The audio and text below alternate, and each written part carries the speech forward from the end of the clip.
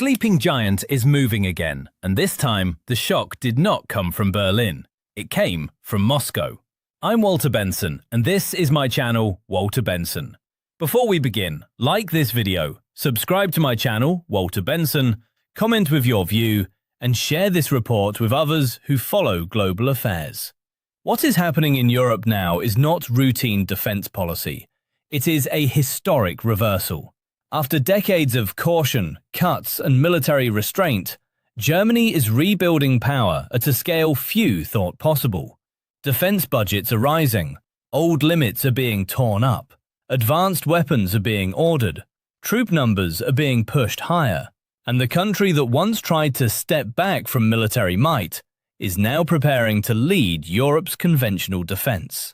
The deepest irony is this. Vladimir Putin helped create the very outcome Russia should have feared most. Germany did not wake up on its own. Russia's war in Ukraine forced it awake. To understand why this matters, you have to begin in 1945. After Nazi Germany was defeated, the Allied powers agreed that Germany had to be demilitarized. The Wehrmacht was dissolved, weapons were destroyed or seized. Former military personnel were pushed into forced labor and reconstruction work across Europe and the Soviet sphere. Germany itself was split into occupation zones under American, British, French, and Soviet control. This was not only punishment, it was a security doctrine. Europe had seen what a militarized Germany could become, and the goal was to make sure that power could never rise in the same form again.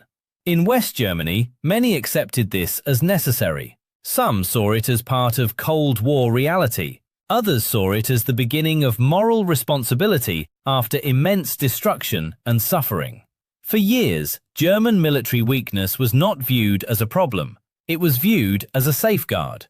A restrained Germany became part of the foundation of post-war Europe. But history moved again when the Cold War hardened. As tensions with the Soviet Union deepened, West Germany created a new military in 1955. It was called the Bundeswehr, and from the start, it was built inside NATO, not outside it. That distinction mattered. Germany was returning to military capability, but under alliance control and within a wider Western structure. At the height of the Cold War, the Bundeswehr grew into a major force with more than 500,000 personnel. It became one of the central pillars of Europe's front line. Then the Soviet Union collapsed. The Berlin Wall was gone. The threat seemed to fade. And Germany, like much of Europe, started cutting again. Year after year, forces were reduced, budgets tightened, and readiness declined. The old belief took hold that major war on the continent was no longer likely. Germany did not just shrink its military. It slowly reorganized its entire political mindset around the assumption that hard power would no longer decide Europe's future. That assumption came at a cost. By the 2010s, Germany's armed forces had become a symbol of drift. Despite being Europe's richest and most populous country, Germany spent only a small share of its economic strength on defense. Equipment aged. Maintenance lagged. Readiness collapsed. At one point, active troops reportedly trained with broom handles because there were not enough rifles available. In 2018, only a handful of German Eurofighter jets were considered combat-ready. The gap between Germany's economic power and its military condition had become impossible to ignore. Yet for years, security remained a secondary concern. Across Western Europe, many leaders believed NATO, and especially the United States, would continue to guarantee peace. Germany was not alone in this complacency, but its weakness carried special weight because of its size and location. The country that should have been central to Europe's defense had become hesitant, underprepared, and in many areas hollowed out. It had wealth without readiness and influence without force behind it. By early 2022, the problem was no longer hidden. As Russia massed troops on Ukraine's border, Germany's own military leadership openly warned how weak the country had become.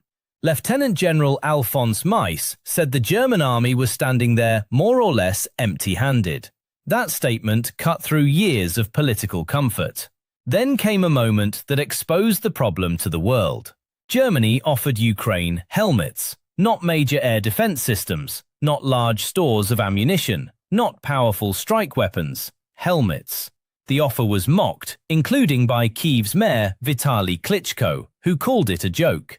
But the deeper truth was worse than embarrassment. It showed how far Germany had fallen from strategic seriousness.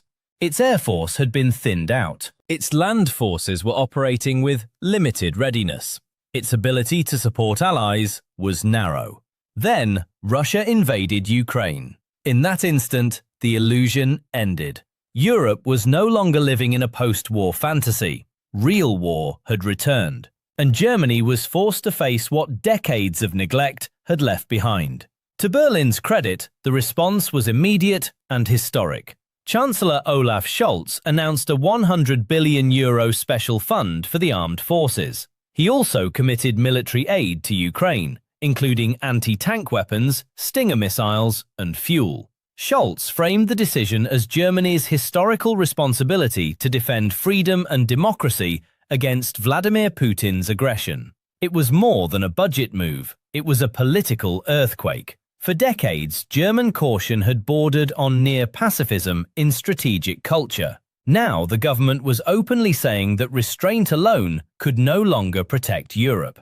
But that first shift was only the beginning. A second, and even more profound phase followed under Chancellor Friedrich Merz.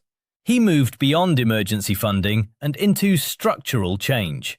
Germany's debt brake had long restricted government borrowing, limiting how far military expansion could go. In 2025, that barrier was redefined, so defense spending could be exempted. That opened the door to something Germany had resisted for generations: sustained military rearmament on a national scale. This constitutional change mattered because it turned a temporary reaction into a long-term strategy. Once defense spending was freed from the debt brake, Germany gained the ability to fund military growth at whatever level leaders deemed necessary. Supporters called it a cultural revolution. The message was clear. The era of symbolic adjustments was over. Germany now intended to build real capacity.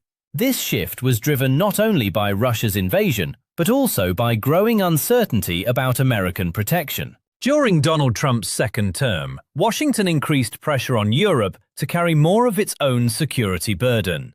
At the Munich Security Conference in 2025, Vice President J.D. Vance warned that the United States would no longer serve as Europe's automatic shield. That message appears to have had a major impact in Berlin. Merz concluded that Europe needed operational independence. In other words, Germany could no longer build its security around assumptions of endless American backing. If Europe wanted deterrence, Germany would have to become one of the central engines behind it. The numbers show how serious this has become. Merz approved another €100 billion special fund and openly declared that the Bundeswehr should become the strongest conventional army in Europe. Spending plans rose accordingly. Germany's defense budget climbed sharply and is set to keep rising through the end of the decade, reaching a level that would exceed the projected military budgets of Britain and France combined. That is a remarkable statement of intent. But budgets only matter if they translate into useful power. So far, Berlin appears focused on exactly that. One major step is in the air. Germany is replacing its aging Tornado fleet with F-35 fighter jets, giving the country a true fifth-generation capability and a stronger role in NATO's nuclear deterrence mission. It is also backing the development of the Airbus Wingman, an unmanned combat aircraft designed to fly beside crewed fighters in reconnaissance, jamming, and strike roles. Germany is not simply buying more, it is trying to move into the next generation of warfare. On the ground, the transformation is just as striking. Germany is pushing forward with one of the largest arms contracts in its history through the Arminius project. The plan involves up to 1,800 Boxer armoured vehicles, backed by tens of billions of euros, and led by major German defence firms, including Rheinmetall and KNDS Deutschland. The Boxer matters because it is modular, mobile, and survivable. It can be adapted for different combat roles and is designed for modern battlefield conditions. Initial deliveries are expected to begin in late 2026 and continue through the decade. Air defense is also being strengthened with new ground-based systems supported by both regular funding and special defense packages. At the same time, Berlin is still committing major annual support to Ukraine. That means Germany is helping sustain a partner fighting Russia while also rebuilding its own military from within. Most countries would struggle to do both at once. Germany is attempting exactly that. And it is also cutting procurement delays with new legislation meant to move weapons and innovation through the system faster. Hardware alone does not create military power. Germany also needs people, and that remains one of the most important parts of this story. General Carsten Breuer has said the armed forces currently number around 182,000 personnel. That is far below Russia's scale, but Berlin is not trying to mirror Russian mass. Instead, it wants a larger professional force backed by a significant reserve. Targets include tens of thousands of additional active troops by the end of the decade and a reserve of around 200,000 trained personnel. Recruitment efforts have already shown signs of progress, with applications and enlistments rising in 2026. Germany is also putting this force into forward positions. A permanent brigade is being established in Lithuania, with troop numbers expected to grow steadily by 2027. This is not ceremonial. It places German forces near the frontier of any future NATO confrontation in the Baltic region. Berlin is signaling that deterrence now means presence, commitment, and readiness to defend Allied territory under real pressure. Even so, Germany's rearmament is not complete, and the weaknesses are still real. Decades of underinvestment cannot be erased overnight. The military still needs more personnel, better readiness, and faster decision-making.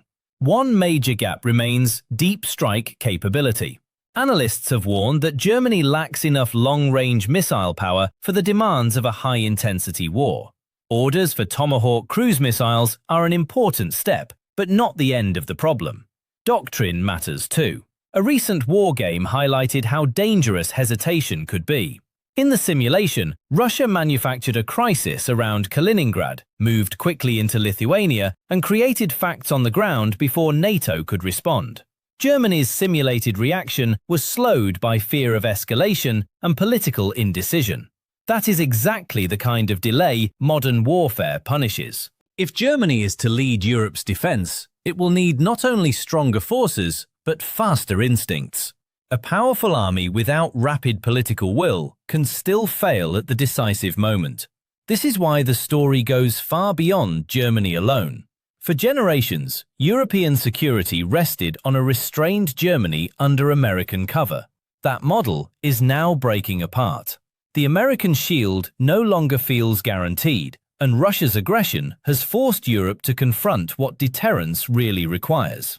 Germany, with the continent's largest economy and now its fastest-growing military budget, is moving to the center of that new order. It is recruiting more troops, buying advanced systems, reforming procurement, stationing forces on Allied soil, and shedding restrictions that defined the post-war era. For Europe, that may become a necessary source of strength. For Putin, it may become one of the greatest strategic miscalculations of his era. If you found this report valuable, subscribe to my channel, Walter Benson. Leave your thoughts in the comments and share this video with others following Europe's security crisis. Germany has been awakened by war. The question now is whether Europe has moved fast enough before the next test arrives.